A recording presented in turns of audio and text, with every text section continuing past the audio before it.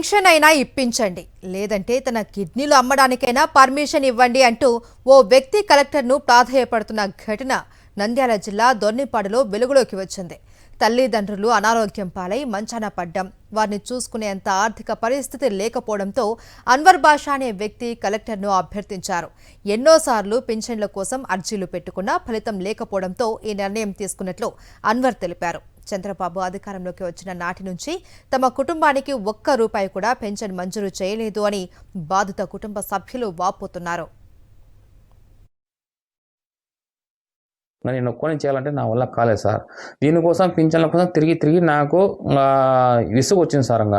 ఎప్పుడు చూసినా ఈరోజు రేపు అంటారు. ఏ ఆసుపత్రికి పోయినా కానీ పట్టించుకోవడం లేదు సార్ మాకు సరిగా. అందుకోసమే సార్ మీరు పెన్షన్లు ఇవ్వకపోయి అమ్మ కలెక్టర్ అమ్మ, మీరు నాకు ప్రాణం పోచి పెంచింది మా తల్లిదండ్రి. వాళ్ళ కోసం నేను ఏం చేయడానికి సిద్ధంగా ఉన్నాను. అందుకే నాకు ప్రాణం ఇచ్చింది వాళ్ళే కాబట్టి నా యొక్క శరీర అవయవాలు ఏవైనా సరే అమ్ముకొని బతకనికే రెడీగా ఉన్నాం వాళ్ళకి చూపించుకోవడానికి. ఎందుకంటే ప్రాణం పోసింది వాళ్ళే కాబట్టి మేము గవర్నమెంట్ నుంచి ఏం రావాల్సిన అవసరం లేదు.